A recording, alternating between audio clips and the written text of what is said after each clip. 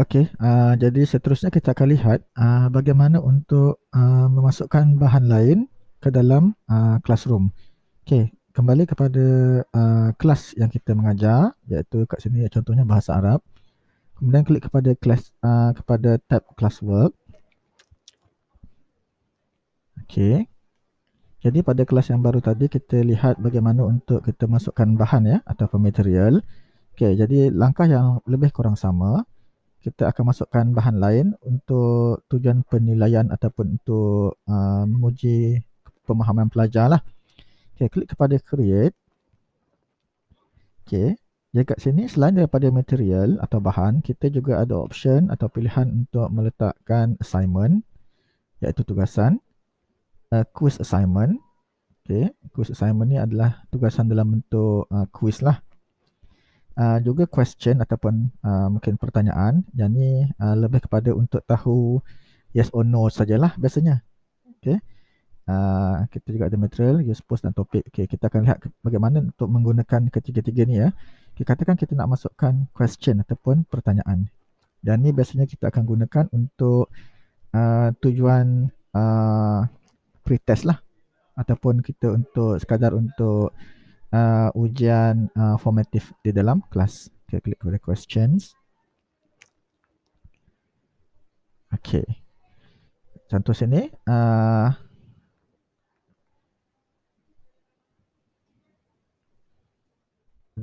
anda sudah sarapan?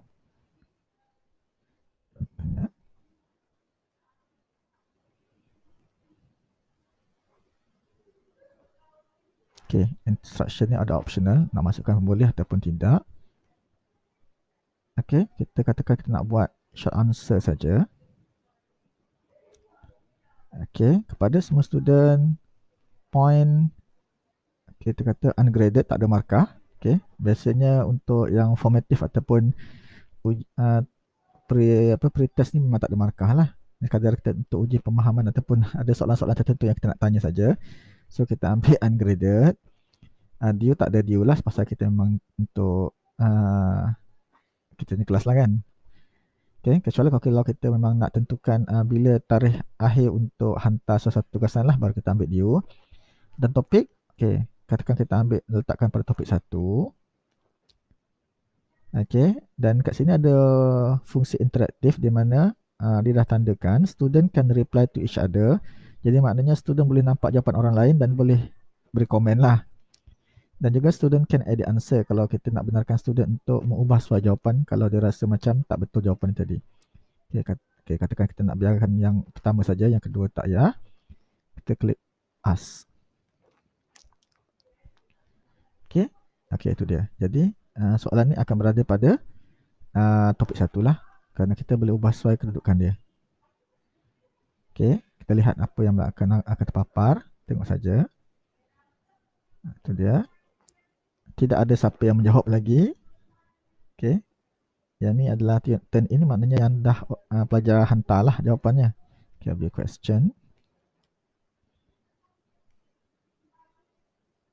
Okay. Sini tak ada jawapan. Okay, ini hanya paparan kita lah.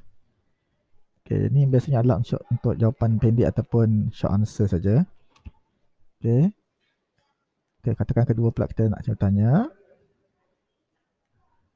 Create question. Adakah anda sudah minum? Contoh. Kita multiple choice. Okay. Okay, berbeza dengan short answer. Short answer dia kena type jawapan lah. Okay, short answer dia kena type jawapan. Tetapi kalau untuk multiple choice, dia kena pilih jawapan. Katakan kita bagi option yang ada adalah ya, sudah, tidak, belum lagi. Okay. Dan sini katakan kita nak tetapkan, ini juga tak ada markah, new due date, dan kita letakkan juga dekat topik 1 sebagai contoh. Okay. Selain daripada kita letakkan soalan, sebenarnya kita juga boleh masukkan bahan untuk menyokong kita punya soalan ini. Sebagai contoh, klik add, katakan saya ambil file, mungkin saya ambil gambar lah mungkin ya. Okay, browse. Okay, saya cari gambar dulu, mana-mana gambar yang sesuai saya rasa.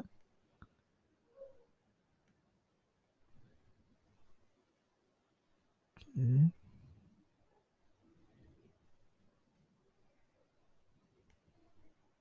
Okay, katakan saya ambil satu gambar ni saja. Okay, itu saja. Saya letak gambar itu dan klik ask. Okay, itu dia. Dan kita boleh letakkanlah pada kedudukan yang kita rasa sesuai. Okay. Jadi ini sebagai contoh dia tadi.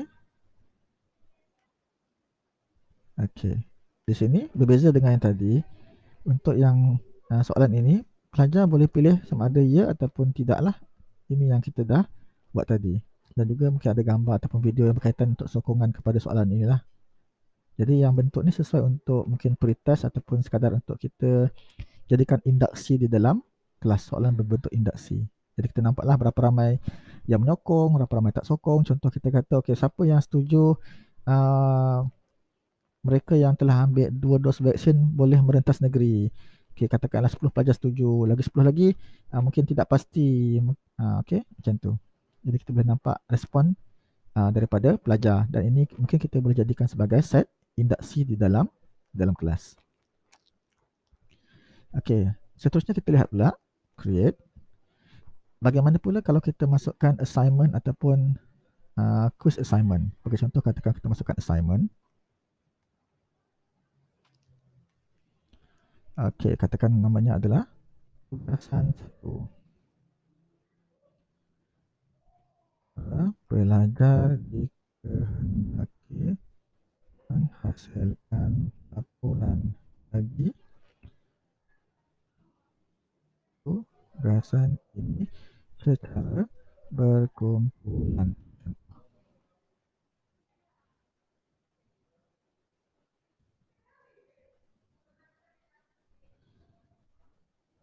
Okay.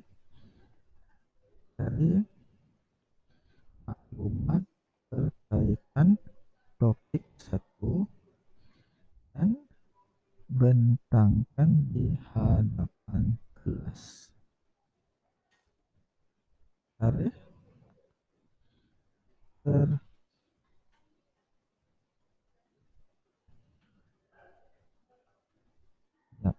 laporan adalah minggu hadapan dan persembahan perlu dilaksanakan di hadapan kelas secara maya. Google atau mungkin gunakan Zoom lah sebagai contohnya. Okey. So sini mungkin tugasan 1. Okey. Mungkin kita kata markahnya adalah 100% mungkin. Tarikhnya bila? Katakan kita kata okey, tugasan ni perlu dihantar mungkin tarikh berikut. Maknanya selepas tarikh ni pelajar tak boleh hantar lagi lah sebab dia dah melepasi tarikh akhir. Ini bagi contoh. Topik katakan lain adalah mungkin pada topik 2 contohnya.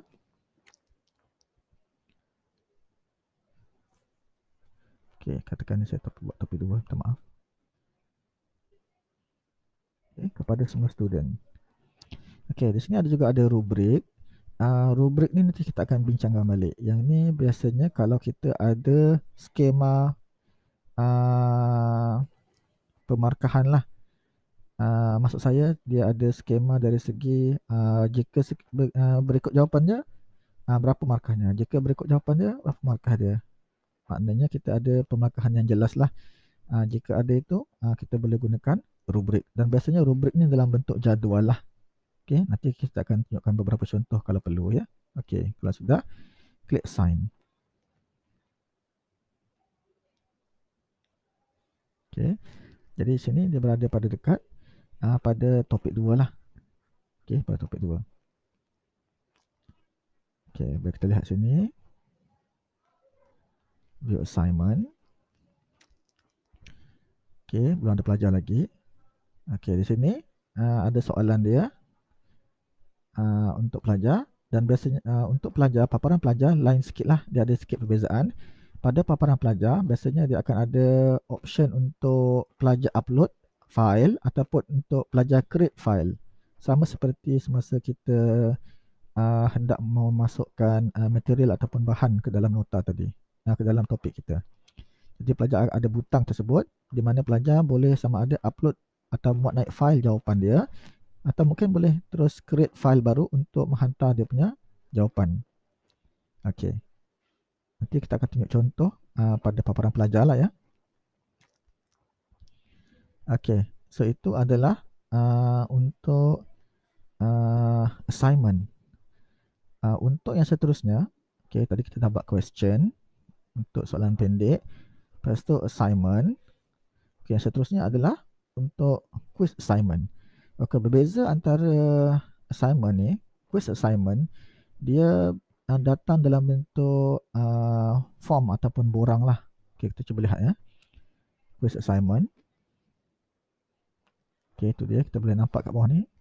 Dia dah sediakan satu borang kosong ataupun blank quiz. Okay, sebagai contoh ni katakan ni adalah quiz 1.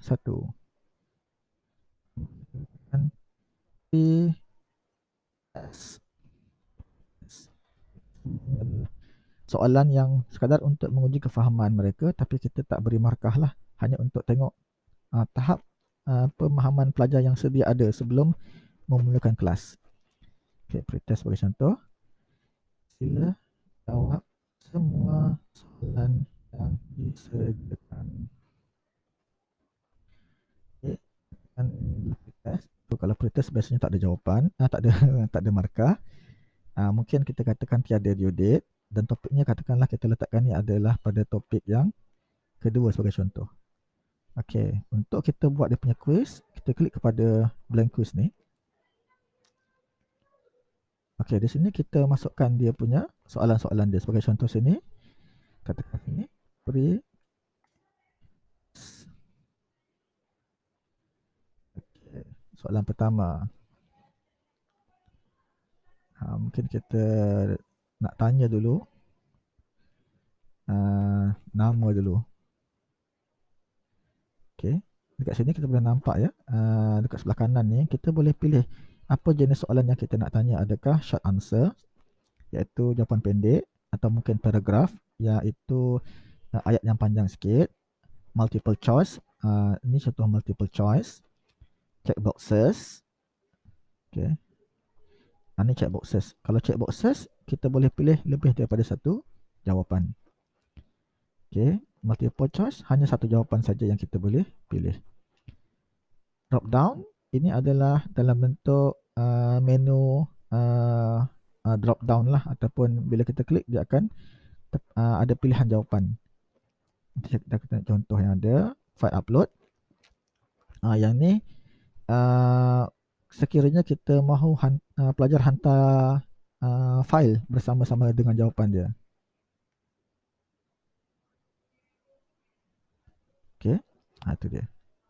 Kita boleh tetapkanlah saiz maksimum berapa besar file tersebut, berapa banyak file yang kita nak benarkan dihantar, ataupun kita nak tentukan apa jenis file yang kita hadkan untuk dihantar. Adakah file dokumen sahaja ataupun file presentation ataupun sebagainya. File apa yang kita nak dihantar, jenis apa. Okey. Linear scale, ini lebih advance sikit. Okey. Yang ni biasanya kita gunakan untuk buat kajian ataupun research lah. Linear scale, multiple grid choice.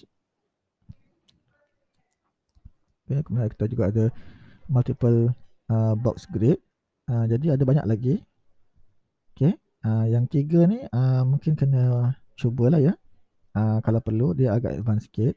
Kadang-kadang dia mengelirukan pelajar. Kalau kita tak biasa buat soalan ni, pelajar tak pernah guna soalan ni, dia rasa confused ataupun dia keliru macam mana nak jawab soalan ni. Kadang-kadang dia pun tak pasti. Jadi kita kena pandulah. Juga kita ada option untuk masukkan tarikh. dan juga masa lah. Okey. Okey, katakan sekarang saya nak kutip dulu nama dia. Okey, ni bukan jawapan lah. Okey, short answer dulu. Nama. Okey. Lepas tu, okey, katakan saya nak, ini saya nak kutip nama dia lah. Okey, tambah yang kedua. Untuk tambah soalan seterusnya, klik pada add question. Okey, katakan sini kita minta nombor pengenalan. Contoh. Okey, short answer. Seterusnya, mungkin kita akan ambil multiple choice. Okey. Katakan kita kata, okey,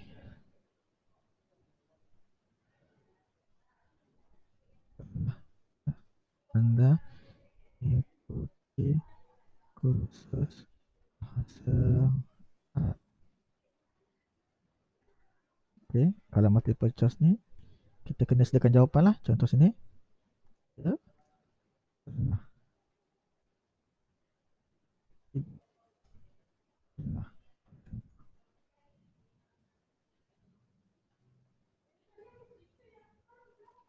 Okey. Mungkin tambah lagi soalan.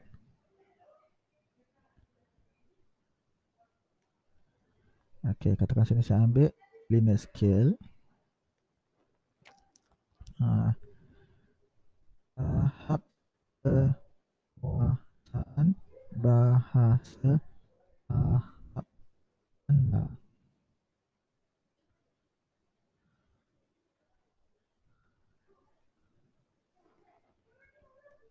Okey. Label 1. Kurang pandai. Agak pandai.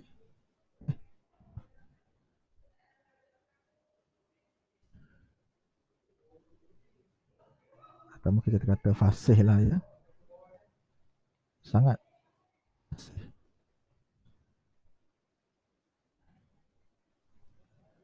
Tidak fasih.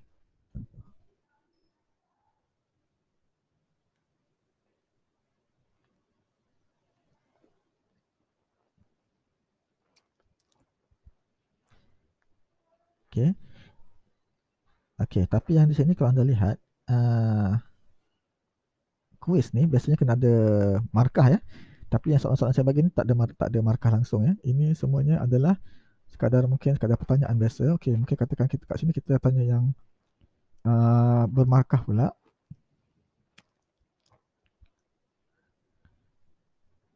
Apa maksud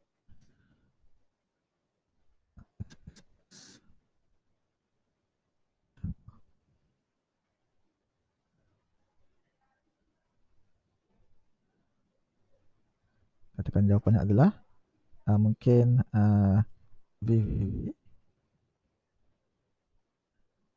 XX Y. Berbeza dengan yang soalan-soalan di atas tadi, yang ini kita nak letakkan markah dia lah untuk jawapan yang betul.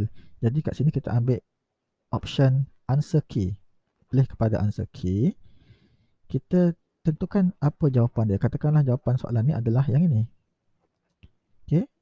Dan berapa markahnya? Katakanlah kalau jawab ni dapat 2 markah. Okey, 2 markah. Okey. Jadi oleh kerana ini sahaja satu-satunya soalan yang ada buat masa ni yang ada markah, maka total markah yang dekat atas ni akan jadi total point 2. Okey, dan okey. Seterusnya tambah soalan yang mungkin yang kedua yang ada markah. Apa maksud semua macam tu? Macam BBB X semua. untuk beri markah, sama juga kita klik kepada answer key. Kita tandakan dia jawapan yang betul dan nyatakan markah dia. Dan juga kita juga boleh beri answer feedback lah. Untuk katakanlah jawapan betul. Ya. Betul. Salah.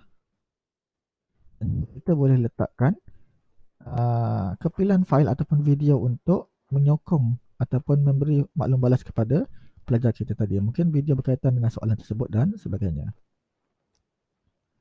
Okey.